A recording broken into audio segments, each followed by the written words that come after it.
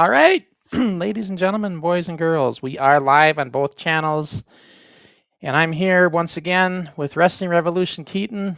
And Keaton, we got a great show lined up today. Now, we're still kind of waiting for things to get the stars to align here, so to speak. No pun intended with that match coming up.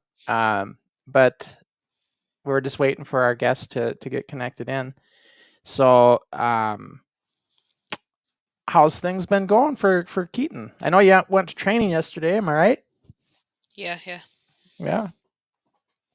So, and I understand there's lots of new kids and stuff, right? Getting busy Yeah, there there's at the loads more training. coming in. Yeah, that's good. It's always good. And you know, I gotta say, while we wait for Phil, um, we had that 2 weeks ago. You were sitting there cheerleading for your hero, the Canary Kid. But if you remember, 2 weeks ago, he was like he was making these assumptions that Ben Nelson inspires to be like him, and he even went as far as say that I inspire to be like him. Remember? I do, yes. And then on the last Forward show, he's gone off. He's now become the cuckoo bird. He's now saying that Tank is inspired by him, as well as Sean Hernandez. Boy, I hope Hernandez didn't catch that. Well, maybe they are wild accusations, but if it comes from the Canary Kid's mouth, that's all that matters. Boy, I don't know, Keaton. You're going down the dark. Good, as the Emperor would say. You're going down the dark path here. But Canary's got these new shades. I mean, did you watch Forward? Yeah, I watched all Yeah. of it. Canary Yeah. Kid kept us entertained. Yeah, he's got the the shades, and I kind of liked how Malibu Bobby said, if you were trying to be in fashion, maybe in the 60s and 70s. Oh, a Canary can make us laugh, of course. Some of the things he says too. But I don't know. I still think the bird's going to get taught a lesson one of these days, sooner Never, or later. What's that? never will he ever. He's Never? I don't believe that the Canary Kid will ever be taught a lesson because he doesn't need taught a lesson. He's a pure genius. Pure genius. Yes. He's a pure. He's a. What he is a thorn in my side. Is what he is. I Trying think to. he disrespects the Canary Kid too much. Uh, I'm not disrespecting. I'm teaching the Canary Kid. Nate may teach him in the ring, but I'm teaching him lifelong lessons that he needs to learn. But I wish I could get my hands on him because then I could teach him a few things. And speaking of teaching him, I guess I could take a little credit. Ever since he learned of my drop kick, he has been really working on this, as he said, and he's trying to make it better and better. And he's trying to one up me on the drop kick, trying to make it like Crusher style. And you know something, Keaton? It's good. He's definitely gotten better with it, but mine was just a little bit better. Just a little bit better than the Canary Kid. I'm not sure. Your drop kicks were fabulous, and so was the Canary Kid's, but I don't know if I would say that yours are a tiny bit better. Come on, Keaton. What are we Well, talking about here? the Canary Kid's just all round. That's why you call him the OG BIRD. Oh, geez, BIRD. I could think of another four-letter word I'd use there with OG. Can't say it on Keaton Show. But, what can we say? I don't know what this means. Do you, Keaton, in this comment, do you see that? Were? In our comments feed, do you see it? You can't see the comments? I can see it. I have no clue what that's I about. don't know what that means either, Ryan. You have to clarify what you're talking about. I don't know what that is. I don't know what that means. But yeah. Otherwise, I'd answer to it. But no, it was fun. It was a fun show. We had a good show on Forward. It was great talking to Daryl Becker and learning about what they're doing. They're actually probably a little more primitive than even you guys. Like they're really taking, like they're not even letting their kids bump. Serious? Yeah, like very limited. If they're bumping on the crash mat. So they're taking real baby steps. But every fed is different. Every indie fed's different in how they do this. And you know, and that's really how it is. You got to kind of just take it, when you're training, when you're working with kids, you got to do what's comfortable for your organization. And so, like, I'm sure Nathan is comfortable with where he's at with what he's doing right now. So it's like every Fed has to do it the way they do it. I agree.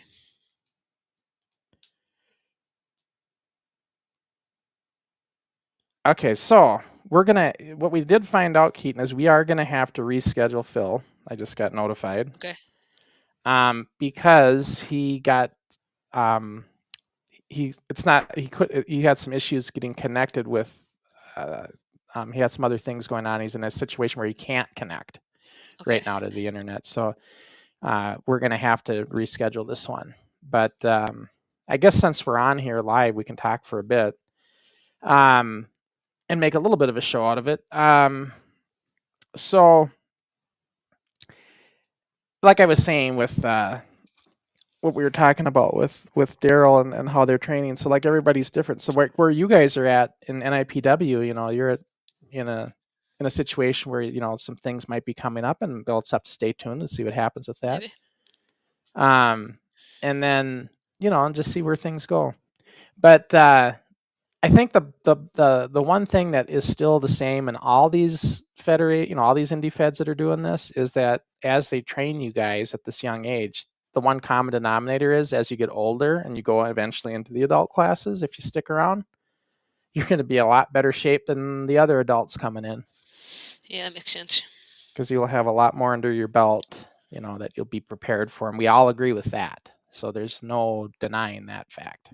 So, but yeah, so, well, like, speaking of Phil, since he can't make it, like, when we're going to reschedule it, what can you tell us about Phil Powers? Like, what can we expect when we do get him back on here? Well, Phil Powers is a big talker. And it's great to have someone that can talk so much on a live show. It makes sense, as he's a commentator for LDN Wrestling. And Oh, he is. He commentates for it. Yeah, he's commentating on a lot Is of he matches. is he pretty much like retired though from wrestling then, or? I would say semi-retired because he doesn't wrestle as much as he used to, but he still does it now and again. He's wrestled on NIPW, but in his prime he was an absolute machine in the ring. He had the strength, but mostly he was agile, and that's why he got the name Flying Phil Powers. So flying, is he like a high flyer? Does he do like top rope, all that kind of stuff? He used to, but now he does more. Now that he's semi-retired, he does more on ground moves, and he's Well, still sure, of course, a veteran of the ring. Yeah. But remember, Crusher Crossen could still go off the top rope. I'm just saying. I think so. You don't believe me? So. I don't know. I'm not saying you can't. I'm just saying. Remember what happened with Canary Kid when he second guessed push-ups? He got embarrassed. You don't want to question Crusher here, Keaton. Come on now. But no, I'm not saying anything. I'm not insinuating that Phil couldn't do it. I'm sure he could if he really wanted to.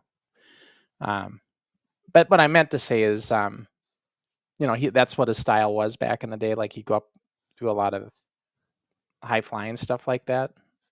Yeah, that's who he was. That's why. Yeah. That's how he captured that name. Yeah. Yeah, I mean, and he is kind of like I think your thumbnail, you said British wrestling legend, right? So he's definitely known over there. Yeah, he wasn't there in the golden age. Do you know what that is? Well, for me, golden age would be the 50s and 60s. Yeah, well, about that time, maybe the 70s, British wrestling was massive, had viewers everywhere.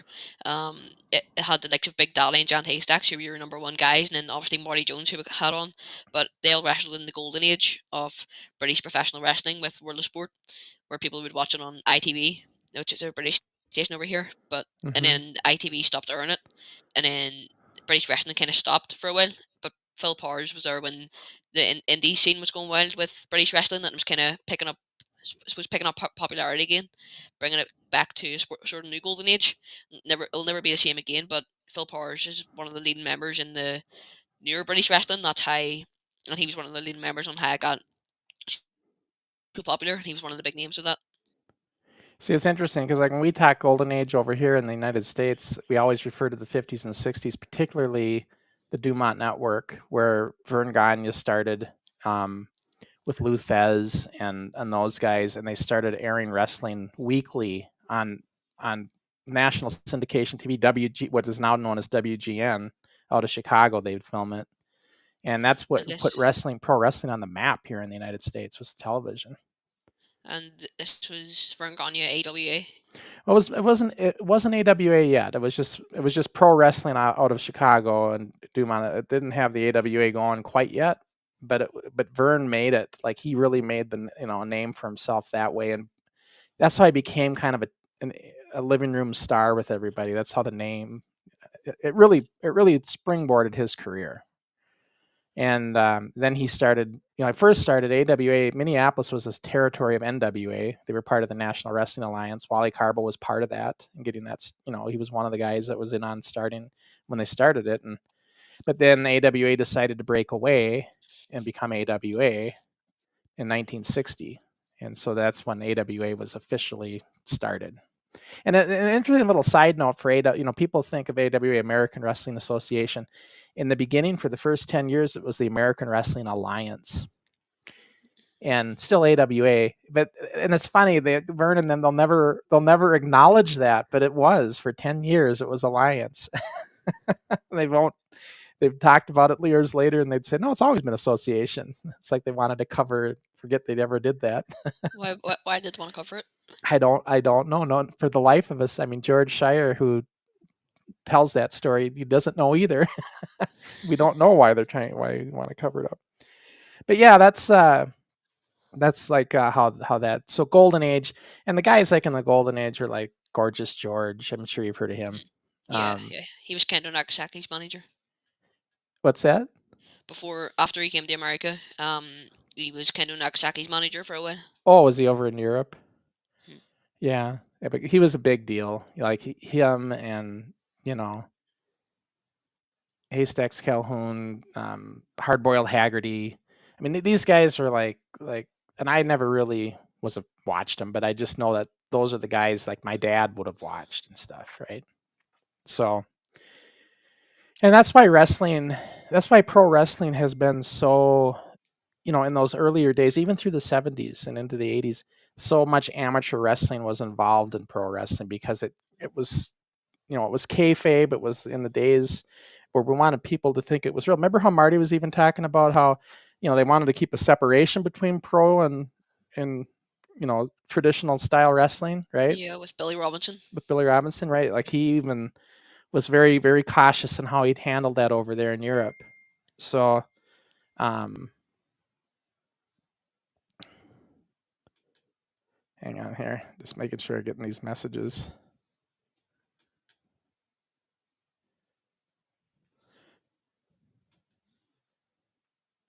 Okay, yeah. So nothing new. I'm just making sure there's no new updates. Okay.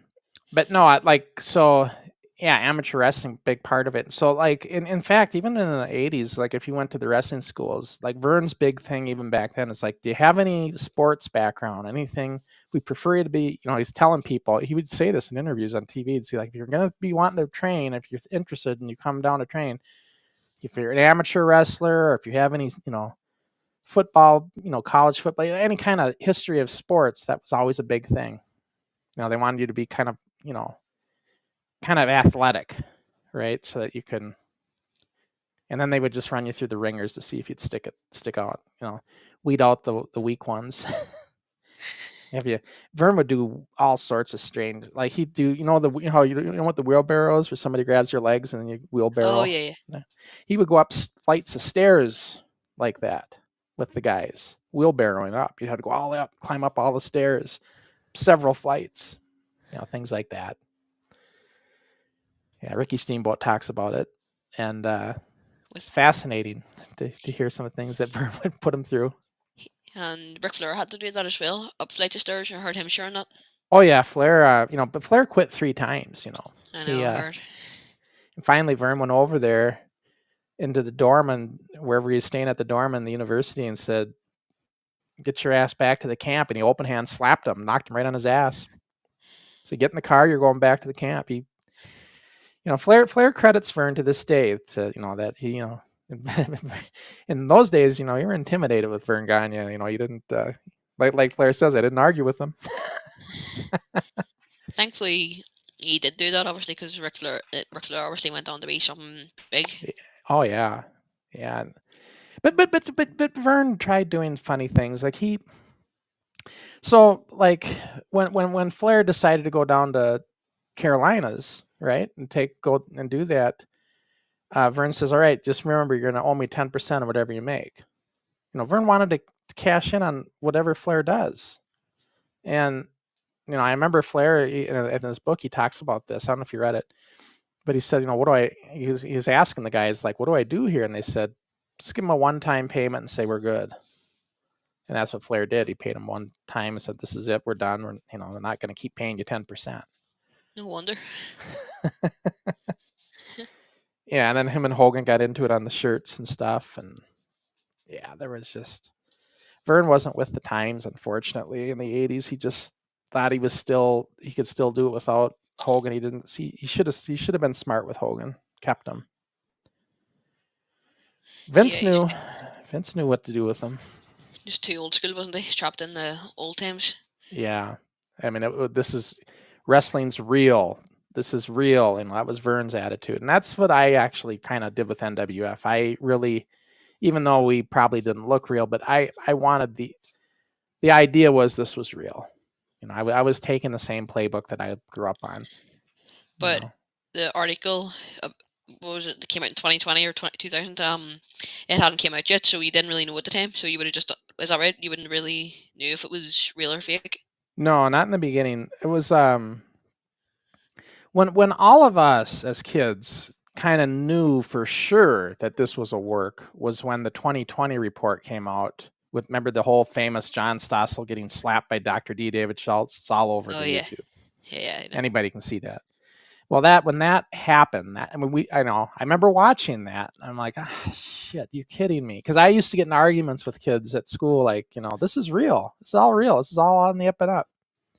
And that was about 1985, I think, when that happened. That report came out.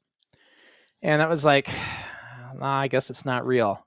And I know a lot of people thought when that happened that it was going to kill the wrestling business. Everybody thought we're done because now they know.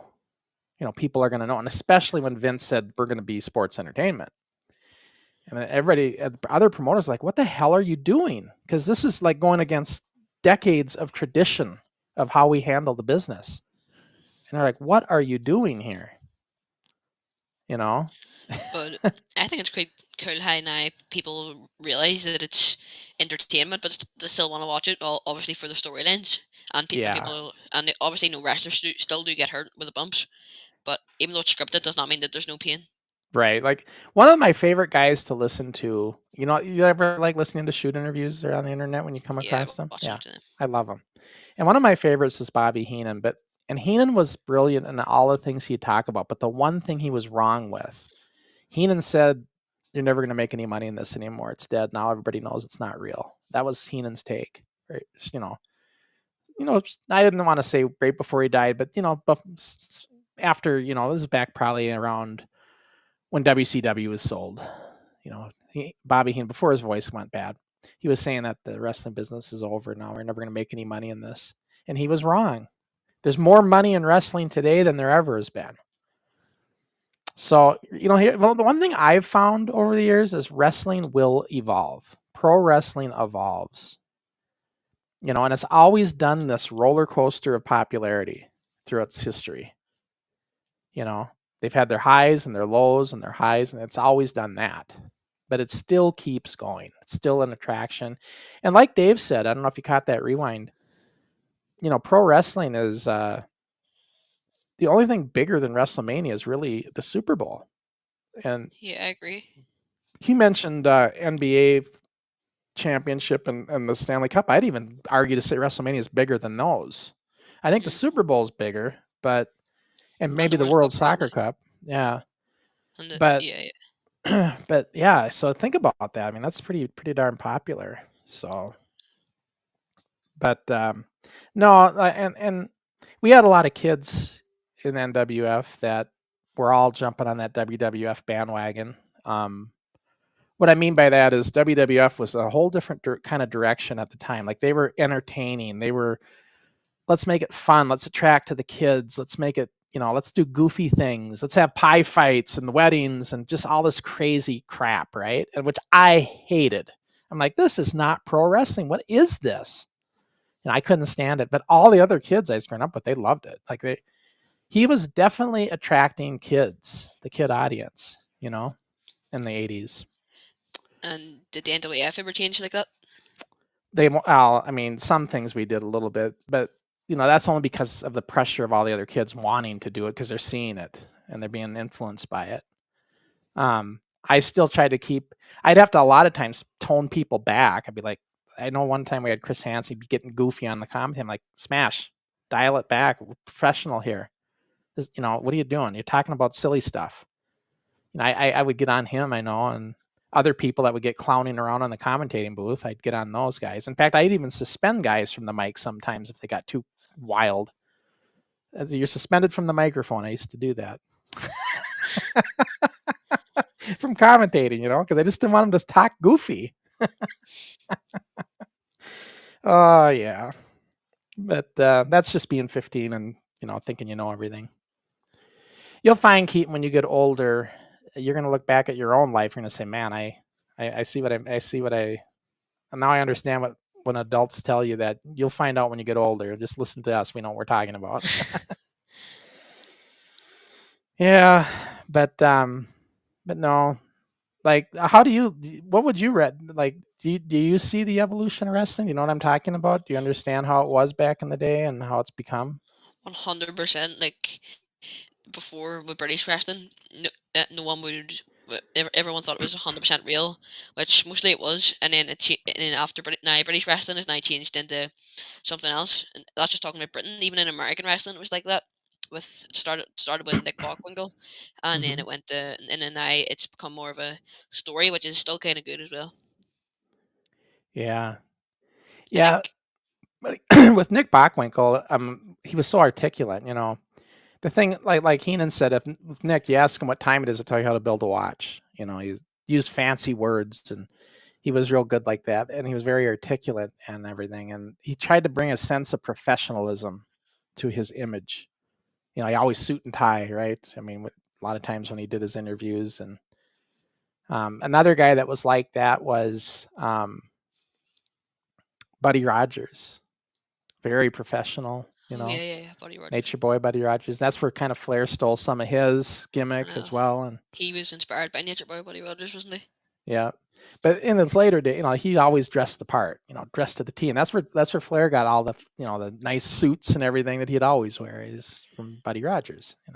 Buddy Rogers was the #1 guy until Bruno Sammartino came in. Am I right? Yep, and Bruno and there's that whole thing with Larry Zbyszko and Bruno Sammartino.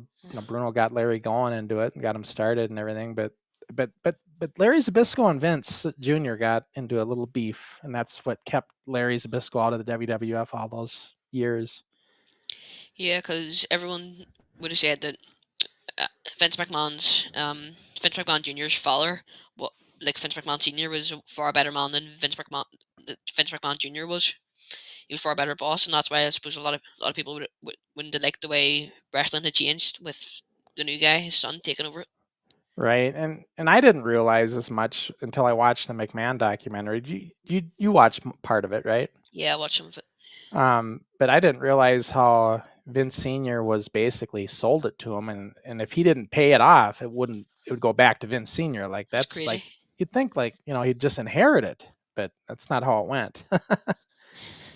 So yeah, like I said, and I've said it many times, as my good friend Ricky Henry likes to say.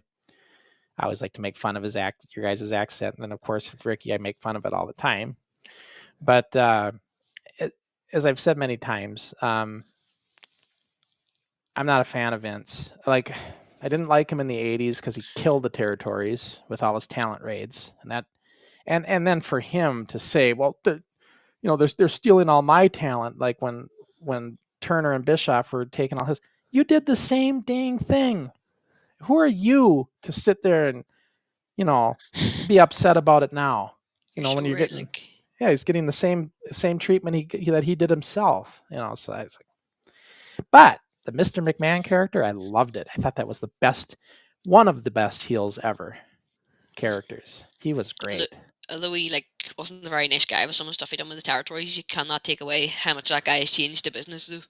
Oh, he did ruthless things. Like, let me give you, so Vern had the biggest out of in by 19 in the early 80s. Vern Gagne's All Star Wrestling was the largest syndicated wrestling program. It was bigger than the WWF as far as television syndication. They were there are lots of markets all over. Vern was good. He had a lot of connections that way. And Vince would go into Vern's towns and negotiate with the television producer to yank his show off the air and put theirs on in place of it. And they would pay money to do that. And all of a sudden, Vern thinks his show's on the air, and he didn't realize it's 3 weeks later it's been McMahon and Crazy. WWF. And now they have no buildup for their house show. I mean, like Nathan can understand as a promoter, you can't have that happen when you're relying on television as getting the word out. We learned it in the NWF when Scott Tronson took us off the air, and we didn't have any or cable Tronson. show. Yeah, Old Man Tronson, when he got us off the air, suspended us, and we didn't have our television outlet now for cable for the Armory card coming up, and we had 50 people show up, which, a lot of people say 50 people's not bad for an indie show, and maybe not, but we were expecting hundreds. And yeah, so when you get yanked off the air and television like that, like what Vince did to Vern, and he would do that not just one time. He did it in Denver, he did it in San Francisco, he did it in all these. Vince really went after Vern. I think he looked at Vern as the biggest threat. Yeah, for whatever well, you're right. reason. He wasn't a very good guy. Like some of the stuff he's done, but he done what it needed to be done for the business, and I don't think pro wrestling would be where it is if it wasn't for that man. No, I mean, well, I don't think Vince could have done it without Hogan, and I don't think Hogan would have got as big without Vince. Together, it just worked with them two. I agree. Yeah, and it took off and went into a huge popularity. I mean, Hogan went on the cover of Sports Illustrated, but then, there's two sides to that sword, because then Hogan got this huge ego, and we don't know how that went. Hogan's It, ego got out of control. So it all kind of started with Bruno, who kind of made it big after going on that sports car, and then on the news, and then everyone wanted to see pro wrestling at that time, and then people were still watching it. It was had big views, and then after Hulk Hogan came, pro wrestling just blew up, as in a good way. it's funny, when Hogan came to the AWA, Vern initially wanted to make him a heel, because that's what Hogan's gimmick was a heel in the beginning. Yeah, I know. And here in Minneapolis, in AWA territory, no matter how much Vince wanted to have him be a heel, fans just cheered him. And it was the fans that decided Hogan's going to be a baby face. It's kind of how that went. But Vern created Hulkamania. Vince capitalized on it. I agree. And Hulk Hogan was one of the most like popular wrestlers in the WWF, even in just pro wrestling history. He's one of the most popular people. People who aren't wrestling fans know who he is, obviously. But Right. when he came to last week, or no, the week before on Raw on Netflix, did you see how much he was getting booed? He was getting booed, but people say, oh, maybe because of his politics. I don't think so, because Undertaker had the same views and he didn't get booed. I Some of the stuff he think was saying. I think it was like his very racist comments he's made in the past and I stuff agree. just caught up to him. And and they were in California, which is extremely liberal area. So I mean, that could be a lot of factors. But yeah, he got He booed. deserved it. But Hogan, like, he was always limited. Like, people say he can only do 10 moves. He's got 10 moves in his arsenal. That's all he needed. He didn't need to do anything else. He just needed to do that, the ear and the ear, and point to each section, do that leg drop, do the big foot, which he got from Andre. Yeah, well, I see what you're doing there. Like, I can understand that's how you got so popular, but I also think that there's people there who actually could wrestle, and Hulk Hogan was just taking over all their spotlight when really he couldn't wrestle himself. Like a Ric Flair. Yeah. Right, but Hogan could wrestle, though, is the thing. If you looked at his Japan stuff, he actually worked. If you look at Hogan's Japan stuff, he's wrestling, he's working. He could. I'm just saying that he didn't need to over here because he was so over the way he was. Could he actually wrestle? Do you actually think he could wrestle? He did. Look at check out some of his Japan stuff. He actually could work. I mean, he's not as good as some of the guys. Obviously, he's not a Ric Flair, but he could actually work a lot more. You'd be surprised seeing his Japan stuff versus what he did here in America. Because they didn't want the ears and the pointing to the sections of the crowd didn't work over there in Japan. So yeah, and everybody worked in Japan. When you went to Japan, you worked. That's where you got big. Yeah, like you didn't. There wasn't just no night off over there, you know. But I don't know, Hogan. A lot of people complain about Hogan though, because they never got to work with Hogan, and they're just sour grapes a little bit. But like Heenan said, if you're mad and you didn't get to, and you're mad about Hogan and stuff, it's because you never got. The reason you didn't get to work with him was because you couldn't draw with him. If you could have drew with him, you would have been in there with him. You know, Vince would have had you in the ring with him. So, yeah, I see your point there. Some of these people that complain today, you know, and who's that other guy that always complains about Flair? Dave and I were just Meltzer. talking about him. Not Meltzer, no, he's a wrestler. Shane Douglas. Oh yeah. Yeah, he always complains about Ric Flair. He's got some sour spot for that, for whatever happened between them two. You know, Ric Flair. Yeah, there probably was something that happened there, but Ric Flair as a wrestler was one of the greatest ever. Probably in top 5 greatest wrestlers ever. Yeah, well, like I said, my big influences were Hogan and Flair. You know, a little bit of Jim Brunzell for the drop kick and stuff, and the high flying moves, but really Flair and Hogan were my big inspirations. And by the way, if anybody wants to know and see a perfect drop kick, even better than Crusher's, like Canary's getting close, but to get better than Crusher's drop kick, check out Jim Brunzell sometime. Look at Jumpin' Jim Brunzell. Watch his drop kick. It's just a thing of beauty. And that's who I watched. That's who I said, I want to be like that. You know, and I'm sure there are other guys more modern that can do it good too. But, coming from my era, he was the best. He was the best at it. Horrible interview. Couldn't do a promo, Brunzell. It's just a horrible interview. But there were worse, but he wasn't that great at a promo. But he was really good at he was a good wrestler. Yeah.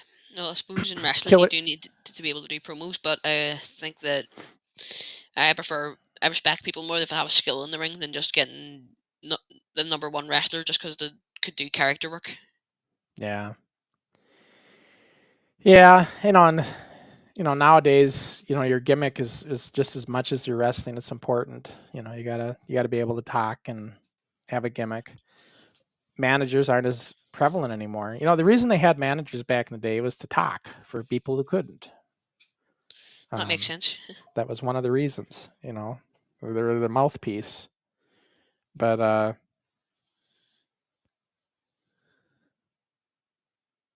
so yeah, just making sure we didn't get any new messages. But yeah, so got a comment coming in here. Oh, Mighty Molly. Let's see. It says, who's the best heel and face of all time? Best heel and face, Keaton? I'll go first then. So the best heel, I don't even have to decide about this. The best heel of all time is, without a doubt, when he was a heel, Ric Flair. He was prime Ric Flair. He could do it all as a heel. People loved to hate him. He's honest. Honestly, he was who his character was, and that's what I believe made him a successful heel. And for face, it's quite a hard one because there's so many good faces. I suppose it's a person who draws the most popularity and draws the most fans. So it's a hard one. Probably not Ric Flair, John Cena, because he drew the crowds and the fans loved him. So I suppose that's all that matters. So I think he's the best face of all time. So let's talk about your heel with Flair. When he was NWA champion, going to all the territories, right? The whole idea of that, when you have that, is you bring the champion in to get your guys over. Not necessarily to lose the belt, but to get them over. So whether Flair would go to Memphis or Oregon or Kansas City, all the different NWA territories, he's there to get them over there. That's why you have that's the whole point of the NWA philosophy is that the champion's going to go to all the territories and help build up your own roster. And that's what Flair did. And so a lot of times it's he's going against he became the heel because he had to go against their top babyface to get him over. And so that's where Flair, he was groomed to be a heel. And he did a very good job of it with that whole NWA machine. It was the way they designed it, by design like that. And for me though, the best heel of all time, the greatest heel, guys, I think of guys you love to hate. And as a manager, Bobby Heenan, man, he was so over. He got shot at. He was so disliked in Chicago. I mean, guy missed. He was drunk off his mind and he missed completely and hit people in the crowd instead, and wasn't good. But yeah, Heenan was even though he was a manager first, but he could work, and he was a heck of a good heel. Mr. McMahon, like I said earlier, was one of my favorites. I mean, just he made the Attitude Era. Without Mr. McMahon, there was no Attitude Era. I don't think. Him and Austin. So I don't know. For me, it's hard. But if I had to pick the greatest of all time, for being a heel, almost, as much as I hate to say, I almost got to lead to Mr. McMahon. He was so good at it. People hated him. My friend that lives here in town, I can do a Mr. McMahon impersonation, and he hates it because it reminds him of him. That's how over McMahon was as a heel. When you start stepping on The Rock and Stone Cold Steve Austin and all these other people, yeah, you get disliked pretty quick. For babyface, I gotta go with Hogan. For everything he did, he was the ultimate babyface. Yeah, I see where you're coming from. Yeah, I mean, the '80s Hogan, for that decade. If we were talking about right now, I would say LA Knight. That guy in 2025. I don't know how he's so popular. In my opinion, I can't see what's so good about him. To be fair, but the way he speaks on the mic, he would do like kind of big insults, and the fans would go wild for him, and the fans love him. So he's probably the best face right now. Yeah, I mean, in recent years, though, a lot of people, you mentioned John Cena, and I would say arguably The Rock could be in that conversation as well.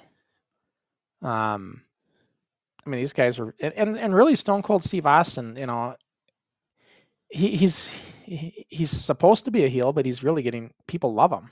So, those guys did a lot. So for more modern times, but I don't know. I look at, if it wasn't for Hogan doing what he did in the '80s, man, people say, well, he could have done it with Dusty Rhodes. I don't think so. I can't see Dusty in that position. No, there was only one Hulk Hogan in the '80s, and look, Vern tried to replace Hogan with what the hell was his name? You got a Hogan kind of look-alike guy. Even Scott Hall was kind of going to try to be the next Hogan at the time for Vern, big guy and everything, but Vern didn't do it right, and then Vince took him and made him Razor Ramon, best thing he could ever done. So yeah, that's how Razor got such a legend. Yeah, but Big Scott Hall, his first character, big Texan guy, mustache, cowboy hat, that didn't work. It just wasn't the same. That if you look at that gimmick versus Razor Ramon was excellent. Here's another question. Scenic Spot says, were you heels or faces? I wonder if he's referring to me. Maybe referring to both of us. Well, I mean, Keaton's talking like a heel here right now because he's trying to side with with Canary Kid. As far as I'm concerned, Canary Kid's a heel. He's just being disrespectful. He is, you know what Canary Kid is, in my opinion? He is a snot-nosed, smart aleck punk, is what we like to say. And he's due to get, he's due for what I like to say, a good old-fashioned ass kicking is what Canary Kid's due for. if I might say. See, I am not being a heel. I think you're the one that's been a heel here. I have respected the Canary Kid because he is the longest reigning NXT Junior Heavyweight Champion, which he's never said about, but he's probably NIPW's greatest professional wrestler of all time, probably the greatest professional wrestler in the world right now, and you're just not giving him the respect he deserves. You're saying that? Wait a minute. Back up 1 minute here. You're saying the Canary Kid is the greatest wrestler of all time? Is that what I heard? The greatest wrestler in the world right now, and the greatest NIPW wrestler of all time. Okay, well, let's talk about NIPW because Badass Ben Nelson, who I like to talk about, I would say arguably probably one of the biggest up and comers right now in current trends that there is. So if we're going to talk about NIPW, what about Ben? Look, Ben, didn't he just do a hurricane off the top rope? Yes, and I think that's amazing. I really have a lot of respect for Ben Nelson, but all I'm saying is that he's nowhere near the Canary Kid's level, and I'm not saying that disrespect Ben Nelson. Just the Canary Kid is on another level, and everything the Canary Kid does is it just turns into gold. Everything he even touches turns into gold. Yeah, including his jacket, which looks just like Elvis Presley's. Well, I suppose it's from one entertainer to another. Elvis Presley, recognized as one of the best entertainers of all time. Canary Kid, in my opinion, even better, the greatest entertainer of all time. Well, Who even entertains. how much money did he pay you to say all this? Does he buy you lunch on a Saturday after training? What's going on here? Even NWF Forward, he is the entertainer. He's the voice of NWF Forward. This is why the NWF Forward is going so popular, because of the Canary Kid. He is better than Elvis Presley, so he has got that jacket and he has that same kind of Elvis Presley look. So I suppose from one entertainer to another, Elvis, Canary Kid. All right. That's it. I'm cutting that off right there. Elvis Presley was the king of rock and roll. This young punk is nowhere near Elvis Presley. They are like that's like night and day difference. And furthermore, Ben Nelson is an extremely talented young wrestler and a great artist, I gotta say. You've seen the artwork. He did really nice artwork of myself and Canary Kid. And, I don't know, Canary Kid didn't seem to like the one he did for me, but I thought it was brilliant. And just a good artist, and he's a good up and coming wrestler. I'm not saying Canary's bad. I'm just thinking, maybe Ben's a little bit better, maybe. I don't know. Just my opinion. But I'm just saying, everybody has their opinion, but boy, you sure are cheerleading for Canary Kid here. I mean, boy, I don't know what to make of this. Cheerleading for the Canary Kid? I'm just speaking absolute facts. Now, I might have compared him to Elvis Presley, and no wonder I've just compared him to Elvis Presley. Elvis Presley, the king of rock and roll. Canary Kid, the king of NIPW.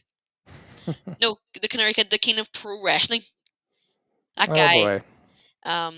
You realize you're making his head expand bigger and bigger to the point where it's going to fill up the entire screen when he comes on next time when you say these kind of things. Hopefully it does, because I want to be entertained. NWF Forward. He is the voice of NWF Forward, the main host. The main host. Yes, like I said, he's the main thorn on my side, is what he is. And I tell you something, one of these days I'm going to slap those new shades right off his face, and he'll hopefully find them in about the 6th or 7th row. So that's what happens if he ever lips off to Crusher Crossen. It's just the way it is. These little conspiracies of yours, I don't know. So, as we were saying, though, heels and faces. Back in the day, I've been both. I was a baby face a lot longer than I was a heel, but there were times where I was heel. And I guess, as a kid, I loved being a baby face more. But as an adult, I think I would like being a heel more. It's kind of like you kind of grow out of that as you get older. But and then Scenic Spots, well, we kind of already talked about this. He says, who are your favorite wrestlers of all time? Well, we kind of already really talked about that, really, kind of, right? we kind of already addressed that when we were talking about who were the best heel and faces. I can't think of anybody. You know, there's so many. It's hard to say. There's just a group of guys that you could put into a room that are really responsible for the popularity of wrestling over the years. It's not just I know who one. mine is. Who? Oh, Crusher I know Crossen? one. Crusher Crossen. One of them. You know, you inspired a lot of kids, but now there's only one GOAT, and it's the OG BIRD, the Canary Kid, the number one wrestler in the world today. Ladies and gentlemen, I have to apologize for Keaton. I don't know what Kool-Aid he's drinking here, but he's obviously gotten into the Kool-Aid. And I don't know where he's coming off with this crazy talk, cuckoo talk, as in the cuckoo bird, in the OG cuckoo. I don't know where it's coming from. I just don't know. I don't know. I have to apologize though for everybody. Everybody respects what I'm saying here. You know, everyone loves the Canary Kid, and they wanted someone to stand up for him. Now, I am the voice of the voiceless because the Canary Kid cannot speak right now, so I'm just speaking for him. The Canary Kid's the number one pro wrestler right now, and you cannot disrespect the Canary Kid, or there'll be bad things coming to you. You cannot disrespect NIPW. I'm not disrespecting NAPW, but to say that the Canary Kid can't speak right now, that's a farce. He can't keep his mouth shut. I have to tell him to zip it on the show because he keeps yapping away so much. John McCann couldn't even get a word in when he was our guest. And it was because Canary Kid kept flapping his gums. And I had to say, Canary, shh, let John talk for a sec. We've been hearing you've been yapping for like last hour. As the birds do, they love to chirp. Well, you know, it wouldn't be my thing to be talking over John McCann, but if the Canary Kid wants to do that, he is entitled to. Again, he is the OG BIRD. Oh boy. Yep. Yep, he is the OG and another four-letter word I can think. And one of these days, like I said, sooner or later, let me just say this, everybody. We'll be hopefully making an announcement shortly, but sooner or later, Canary Kid will meet his match. And I'm just going to leave it at that. And I know what everybody's thinking, and it's not what you think. So, and that'll be very, very fun times to come. So stay tuned. And by the way, Keaton, I don't know. I don't know if you caught it on socials. I think you did, but I am now starting on January 31st. NWF Forward will live stream not only on our channel but also your channel. Yeah, So I've seen that. Forward will be live. Yeah, it'll be right here on Wrestling Revolution with Keaton. Those of you subscribed here, you're gonna get notified now of Forward when we go live. Since Canary Kid's a part of the show, that way you get to see. I know he has a lot of his fan base over there, so only fitting that we put it on your channel as well. So yeah, well, I can't. He said it wasn't. He said it wasn't fair because it was all NWF fans, and he couldn't get his fans, and so he wanted to be, he wanted to make sure he got his fans. So yeah, well, I can't wait because it's an honor to have someone like the OG BRD, the Canary Kid, on my channel. I know that my popularity is gonna go up because it's the Canary Kid. Excuse me, am I invisible? I'm also part of that show. You are, and you are a big part of that show as well. I'm going to give you all the respect that you deserve. But the Canary Kid, one of the most popular wrestlers right now. See, you just killed that nice compliment with the butt, the Canary Kid. Yeah, we didn't need that part. So, I just gotta say, as a matter of fact, I was gonna say what I like the most is this. This is exactly what I'm talking about. Now, you know who made this? Who? Ben Nelson. Ben Nelson, the artist that he is, came up with this beautiful representation of how it would go if Crusher Crossen ever met Canary Kid, and this is what would happen in Northern Ireland. So I'm just saying, and what a great artist he is. Now, of course, Ricky doesn't like this, but it is what it is. I thought that was some great art. What do you think, Keaton? Yeah, 100%. One thing I may say is, Ben Nelson's art is incredible, and a lot of artists like to escape reality, and I think Ben Nelson is doing that well. Ben Nelson is a great artist, and he's doing that extremely well. Obviously, we've never seen the Crusher Crossen drop kick in the Canary Kid. It's obviously going to be the other way about, but I'm just going to leave it at that. Ben Nelson's art is incredible. If Canary Kid drop kicks me, that'll be the day. Not my move. No, that doesn't happen. That does not happen. Now, let's talk about, since we're going to kind of wrap this up, I suppose, Keaton, since we're not having our guest this week, let's talk about what's coming up on future shows before we sign off. So now the date on this one isn't correct, but this is what's next for Keaton, Wrestling Revolution Keaton. And it's not going to be January 9th. It's going to be this coming Wednesday, correct? Yeah, you're right. And what time will it be Wednesday?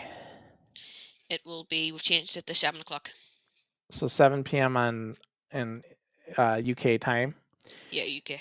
And and it's going to be For the Love of Wrestling, which is the big wrestling convention, right? In Europe. Yeah, the biggest in all of Europe.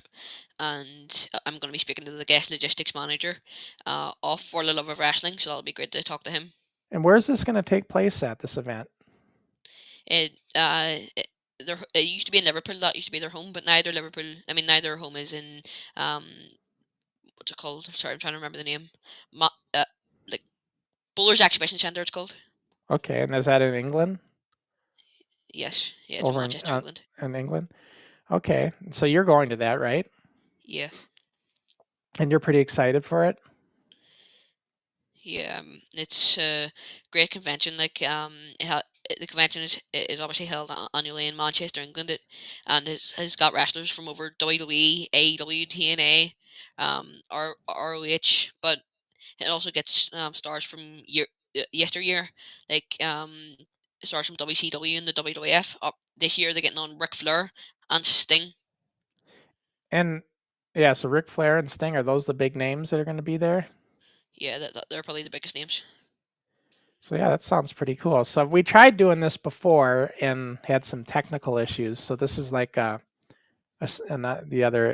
second attempt, which we should be fine for this. I may or may not be with Keaton on this one. It all depends on my schedule. So if I can make it, though, I will. But if not, it'll be Keaton. But I think you'll be fine, Keaton. We know what went wrong last time, and we're not going to have that issue again. So that should be good. This coming Thursday for NWF, we're going back to the Group W Cable studio days, the early days before I met Eddie Sharkey. Yeah, so very primitive. As much as I don't like watching this early stuff, the NWF fan base loves it. They like seeing this early stuff because they, just to see where we, knowing where we got to, and to see us start out like this, they think it's fascinating. I guess I can see their point. But like I said, you got to remember, Keaton, when I was doing this stuff in Group W studio with this makeshift ring, in my mind, I wanted a professional ring. I wanted it to be in an arena. I wanted to be in front of crowds, and we eventually got there, but I wanted it now. What's that song by Queen that they do in the Cobra Kai? I want it all. I want it all. Yeah, that's exactly how I was thinking. I wanted it right now. It's one of the best songs. It is. And but anyways, so not being able to do it and having to be stuck in the conditions we were in, it was almost like torture for me back then. I really wanted to be in a better situation. But character-wise was fun. We were developing our characters, really, and that part of it was for the rivalries, we called them in those days, because we didn't know the terminology that we'd get into with each other. Was always fun, and we would create our very interesting storylines of the day. So, and then the next NWF Forward is coming up on January 31st. It'll be right here on Keaton's channel as well. It's be the one that's going to be on both channels now. And it's going to be the Canary Kid, as we've been talking about, and myself and our guest, CC Carter. maybe there's a chance Hernandez joins in too. He usually pops in with his students, so we'll see if that happens. But CC Carter for sure, and looking forward to talking to this young man. He's Smalls, Officer Smalls. He tells me that he just had a tag match with CC Carter. It was one of the best matches they've had. And he says when Carter messes up in the ring, when he has a botch, it doesn't even look like it. He's that good, he says. So he says he makes mistakes look normal. I think it's kind of crazy. Yeah. But he is good. I've seen highlights of him in some of the other matches that like Hillbilly Kid gave me and Smalls gave me and stuff. I've seen clips of him. He really is good. So very talented. So he's like he's a bit older. Like he's not. I don't think he's 15, but like Smalls. But he's a little bit older now. But still, it's going to be a great guest, and I think that's going to be a good interview. I'm really looking forward to learning about him and how he started out, and what his ambitions are. And he's a real athlete. Like I think he plays football too. I think. So yeah. What's that? I'm guessing on that one though. What's football in America? Football in America is like, yeah, you don't know that, do you? No. Football is like it's the most popular sport really here. It's like the pigskin ball, and you throw it and you run with it. Yeah, you hit. There's a lot of hitting. Yeah, it's a popular thing, and it's not soccer like you guys think of. Yeah, well, in UK we call soccer football. Right, I know. That's why I said, because football to you guys is what we would call soccer. Yeah. But yeah, so we just kind of kept you entertained today since we were live. Like I said, we're going to reschedule Phil Powers for another date because something came up, and it's not a technical issue on our end. It's just a kind of a situation where he couldn't get access to get connected. He had no internet in where he was at. So we will reschedule that one. Speaking of scheduling, Keaton, I know we got a lot of dates coming up, but one coming up that's going to be interesting, I think, is March 2nd. You know who we got coming on? I think it's March 2nd. All about it. Let's see. I'm going to make sure I got the date right. Yeah, March 2nd, Sunday. Luxury Lane. Charlie Luxury Lane will be joining us.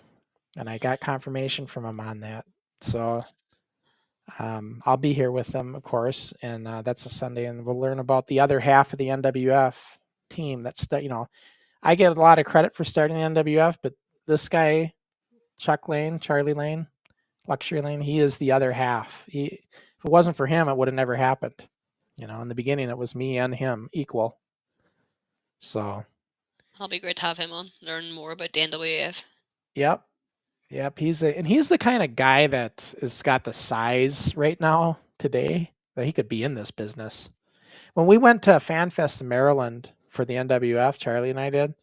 Charlie's a big guy. He's big. When he walks in the room, he's got that presence. And Jim Cornette's like, I could use you today. Jim Cornette? Yeah, because he was at the time he was booking TNA. He's like, you ever interested in getting, I could use you today. I remember him saying that to Charlie. Charlie had that personality. Charlie's the kind of guy that could talk to anybody. He's got the gift of gab. And so him and Cornette hit it off and we're talking away. And I remember Cornette saying that to him because, Charlie's such a big guy. He looks kind of like a big Jesse the Body Ventura back when Ventura was big. Yeah. So, but anyways, we've rambled enough. So thanks for joining us for this one. Like I said, we'll be back in another. So next? Well, Keaton, you'll be back on this coming Wednesday with that for sure for the Love of Wrestling. For sure now. And here's one comment before we leave. It says, "Sup, Keaton? It's Eli." So Keaton's acting like he doesn't know who it is again. No, I'm actually not acting this time. Oh, so you know who Eli is. All right, so he's just saying hello. And what was I going to say? Oh, what's coming up after? What's the next Wrestling Revolution with Keaton after this Wednesday? Like, do you have something coming up this coming Sunday or not? Trying to remember. Don't think so. No. Okay. So Because I we're mean, doing it on the Wednesday. I think we're just gonna. I've got the schedule somewhere here. I think Keaton or your dad sent it to me. See if I can find it.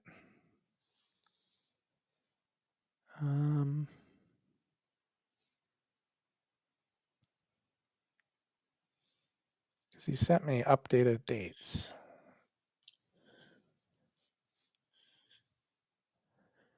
Let's see here. I know I have it here. I just looked at it.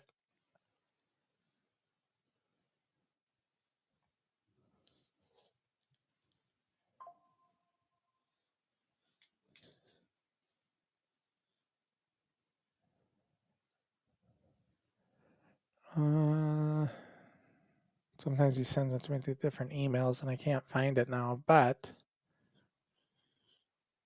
oh, here we are.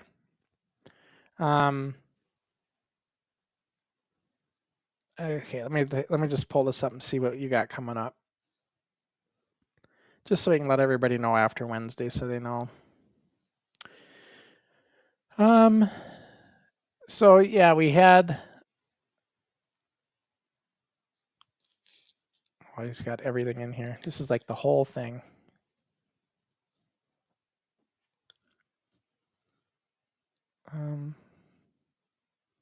Holy cow, he's got like things.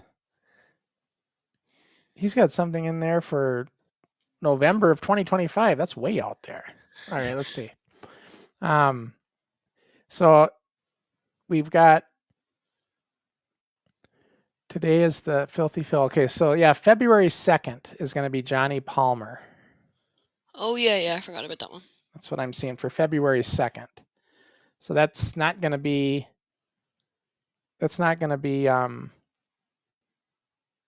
because right now we're on the 19th. So yeah, you won't have a show on the 26th. It'll be 2 weeks from today for that one.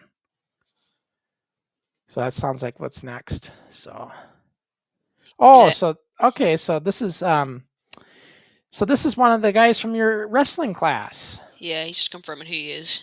Yeah. So good. One of the other guys starting out. That's good Yeah, to I know see who him. you are. Yeah. I know who he is now. He's in there training with everybody, and I wonder if he's a fan of the Canary Kid. Probably is. Who isn't? Is anybody a fan of Crusher Crossen? Yeah, I'm a fan of Crossen. I respect Crossen, but but you know, the more you've disrespected the Canary Kid, the less respect I have for you. You know what? That's just too bad because Canary. See, look at Canary Kid is an instigator. He is what I like to call the biggest instigator of NIPW.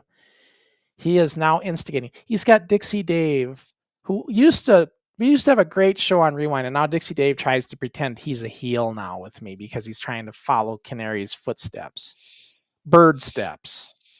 And so now I got to deal with that. Now look what Canary's done. He's infiltrated Wrestling Revolution Keaton as well. No, that was a mistake. I don't get infiltrated. No one plays main games with me. I have my own opinion. I wouldn't even call it an opinion. I have my own reality. And I know that all I'm stating is that the Canary Kid is better than you think. And he gives respect when people respect him. You did not respect the Canary Kid. No. I don't see it that way.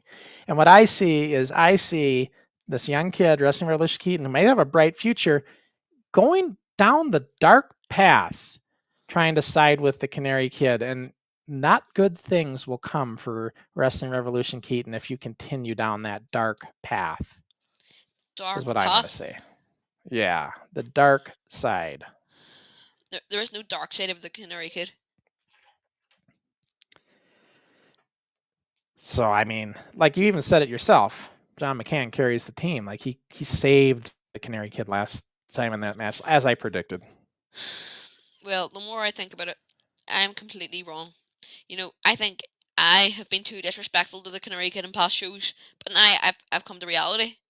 The Canary Kid is unbeatable. The Canary Kid is undeniable. He is the greatest professional wrestler in the world right now. It sounds like somebody's kissing up to Canary to maybe have a little easier training session at the dojo. Is that what's going on here?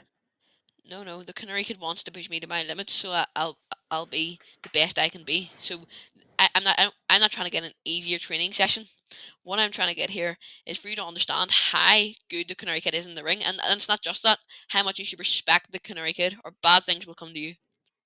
It's hard. It's hard. It's hard to respect a snot-nosed punk. But I will say this. I will say this for Canary.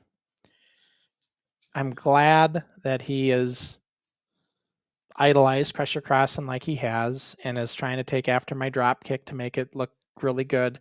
He is influenced, if you will, to try to make his drop kick as good as mine, and that's flattering. Like Malibu Bobby told me the other day on Forward, you got to take it as a compliment.